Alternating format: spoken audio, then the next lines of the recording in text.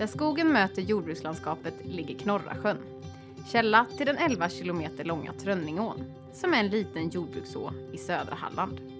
Life Good Stream är ett EU-finansierat projekt som 2015 till 2023 haft som syfte att genom ett holistiskt arbetssätt öka den ekologiska statusen i Trönningån. Trönningån lider precis som många av våra vattendrag av mänsklig påverkan och har problematik såsom rätade sträckor, vandringshinder för fisk, näringsläckage från omgivande mark och en låg biologisk mångfald.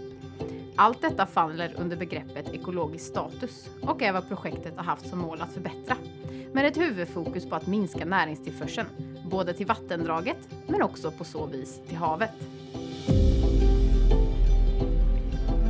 Under 1800- och 1900-talen så torrlades väldigt mycket våtmarker. Många åar i jordbrukslandskapet rätades ut. Det gjorde man för att man ville ha mer jordbruksmark och öka livsmedelsproduktionen i Sverige.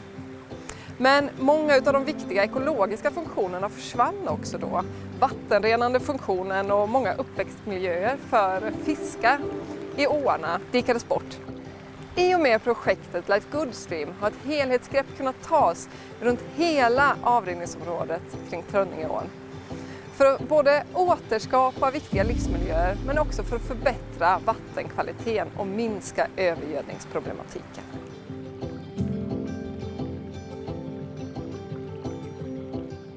Ett viktigt verktyg i projektet har varit att anlägga och restaurera våtmarker och vattenmiljöer längs vattendraget.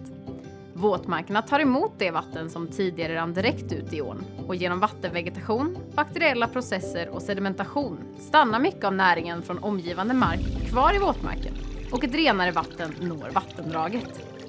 Men våtmarkerna ger också liv och är en viktig pusselbit för att gynna en mångfald av arter.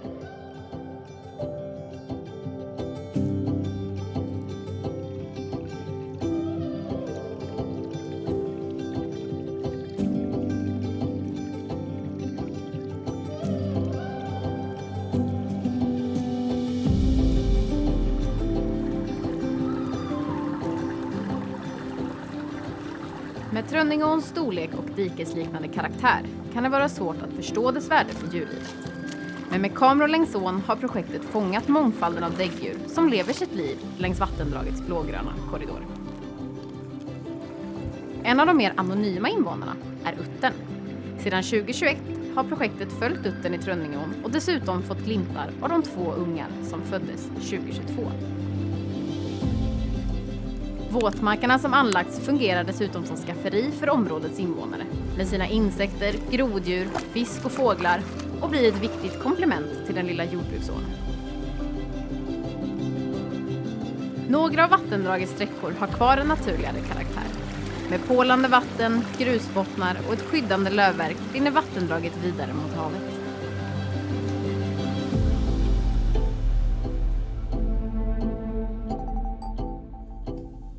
Tillsammans med markägare har inte bara våtmarker anlagts utan också restaurerats. Denna restaurerade våtmark är en viktig lokal för den fridlysta större vattensalamandern.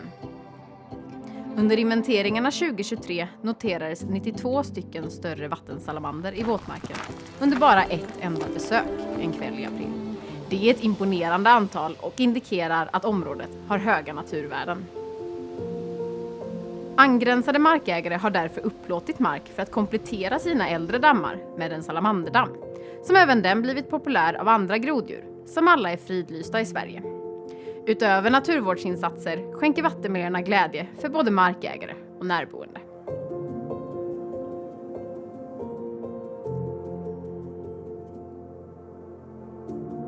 I en skogskorridor rinner Trönningån vidare nedströms och kommer efter en dryg kilometer till Stjärnarpsdalen.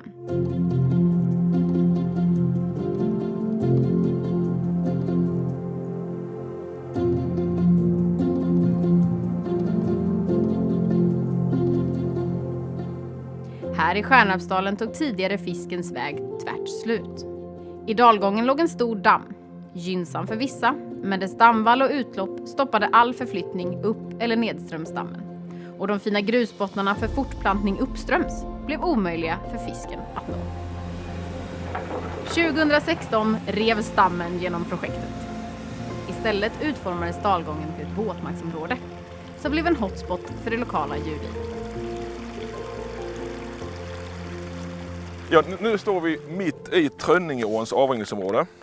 Det var definitivt vandringshinder precis här bakom kullen i form av en stor damm så att fisken inte kunde vandra från havet. Kom bara hit, sen var det stopp.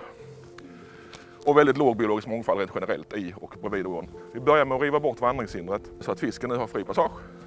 När vi tog bort vandringshindret så blev fisken glad, men det minskade ju reningseffekten för ån då. Istället så anlade vi 9 stycken våtmarker vid sidan om ån, det är de ni ser här. Och även integrerade skyddszoner som är avlånga, smala våtmarker kan man säga. Så att det tar hand om allt vattnet som kommer med dräneringsvatten från åkrarna innan det når ån och så renas det i de här våtmarkerna. Plus att våtmarkerna i sig är jättebra för den biologiska mångfalden. Arbetet i dalgången har hela tiden fokuserat på en diversitet av åtgärder för att gynna en mångfald av arter. Utöver vattenmiljöerna har det satts ut fågelholkar, insektshotell, högar med död ved som övervintringsplatser och sandblottor för att gynna marklevande bin och insekter. Markägaren har sett till att området fått betesdjur som ytterligare gynnar mångfalden med sitt bete och tramp. Och dessutom har området blivit en betydelsefull plats för utbildning, forskning och rekreation.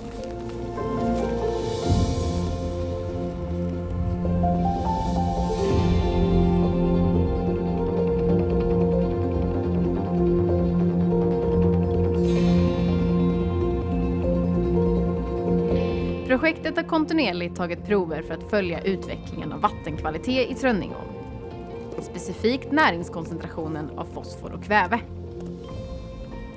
Utöver vattenprovtagningen har upprepade inventeringar av den biologiska mångfalden genomförts för att undersöka responsen av åtgärderna under åren som gått.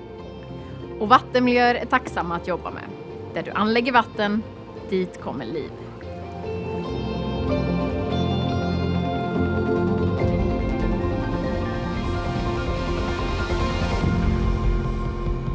Nedströms Stjärnarpsdalen har ytterligare en åtgärd genomförts. Ganska unik i sitt utförande. Många av våra mindre vattendrag är idag kulverterade. De leds vidare genom landskapet i rör under fälten. Detta för att helt enkelt kunna maximera den mark som vi kan odla på. Men på bekostnad av naturliga livsmiljöer och vandringsvägar. Det var väl lite tjat, men sen var det ju att kulverteringen, alltså den gamla bäcken, kulverteringen började ju bli dålig. Och då gick jag grunderna på antingen så gräver jag upp det och lägger in nya rör eller så lämnar jag det öppet och då kommer jag tänka på er, Life Good Stream. Och då gick jag och funderade på det en längre tid. Och sen var det att jag ville ju ha en damm här också, det ville ju inte Peter riktigt i början va. Men vi kompromissade den för det var ju en platå här, eller en utjämning här va, och det är ganska lågt också så vi tyckte att det kanske blev ganska bra. Och då kom jag fram till att vad jag gör egentligen det är återskapar någonting som har varit innan. Ja, det blir väldigt bra för det är ju bra lekbottnar för öring där uppströms och så nu knyter vi ihop vandringsvägarna med huvudfåran upp till lekbottnar så det är ju otroligt lyckat. Har du fått några reaktioner från grannar och kollegor? Vad sa de? Ja, en del tyckte väl jag var lite halvtokig. För att jag får ju aldrig lägga igen den här bäcken igen. Och visst, det är en nackdel att det blir liksom 2 skiften av 1. Och med vändtegar och att det är lite mer svårbrukat. Men samtidigt återskapar man ju någonting som har en gång funnits. Så det tycker jag är rätt trevligt. Och sen är jag väldigt mån om småviltet. Framförallt småviltet. Att det här kommer att bli skydd för det. Jag är nöjd och jag har pratat med arrendatorn också. Han har inte några synpunkter på det egentligen. Att det blir mer svårbrukat egentligen. Men jag tycker det är kul. Jag tycker det är kul och jag har bara egentligen fått positiva reaktioner. Och det är ju, just den här lilla dammen är ju en av de bästa dammarna i hela projektet när det gäller trollslände, alltså reproduktion. Jag vet, du har sagt det. Ja, jag tycker det är jättekul.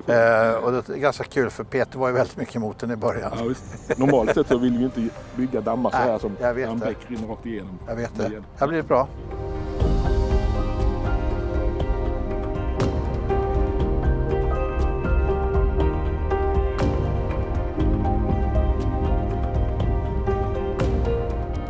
Efter ytterligare 2 kilometer når Trönningeån Trönninge samhälle. Här har vattenprovtagningen visat att det inte bara är jordbruksmark som påverkar näringsstatusen i vattendraget. Avrinningen i de urbana miljöerna, som är förenat med den moderna människans livsstil, har också visat sig påverka näringskoncentrationen. Kanske mer än vad man trott från början. I den nationella kartläggningen av näringsutsläpp blir det därför ofta en utmaning att prioritera vart i landskapet åtgärder bör utföras. För att ge Trönningeborna en möjlighet att upptäcka sitt vattendrag anlades tillsammans med Halmstad kommun en promenadslinga längs ån. Där har flertalet informativa skyltar satts upp som beskriver vattendraget och dess djurliv. Något som visar sig mycket uppskattat av invånarna.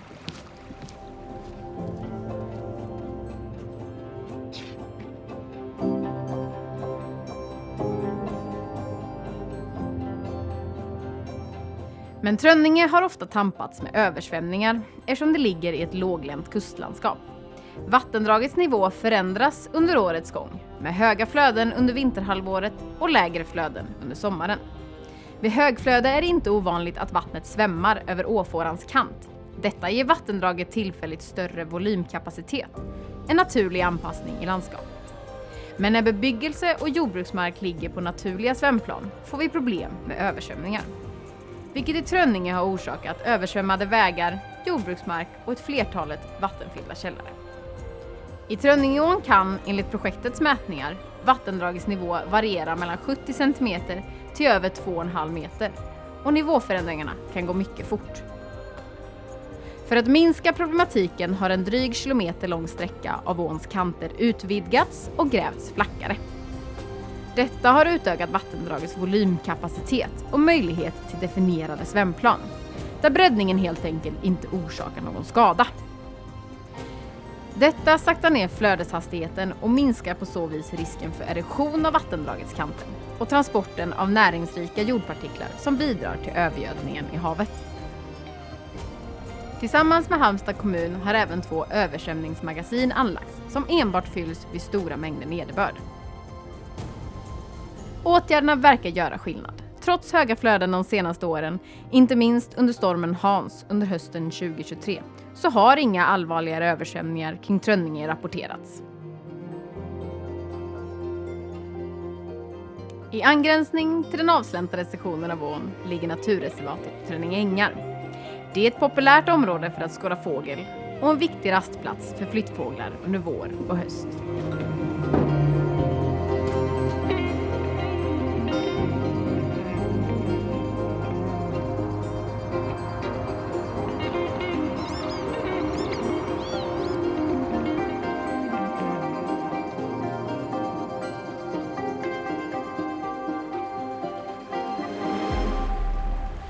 Trönninge mynnar efter 11 kilometer i Fylleån och tillsammans når de havet i Laholmsbukten.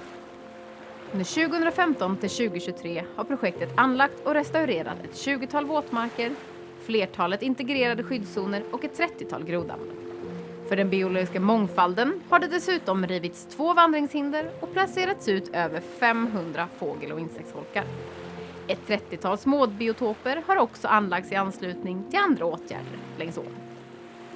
Projektet har gett möjlighet att sprida kunskap och förståelse och fungerat som ett living lab för forskning. Resultatet visar hur åtgärderna har gynnat såväl den biologiska mångfalden som att Trönningeåns fosforhalter under projektet har halverats. Tack vare detta når projektet sitt mål, att öka den ekologiska statusen i Trönningeån. Genom att reducera halterna av fosfor, ge fisken fria vandringsvägar och att minska risken för översvämningar kring Trönninge samhälle.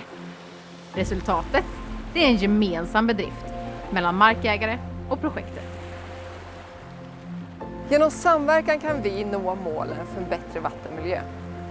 Och samtidigt lär vi oss och varandra om samspelet mellan människa och miljö och hur viktigt vattnet är för oss nu och i framtiden.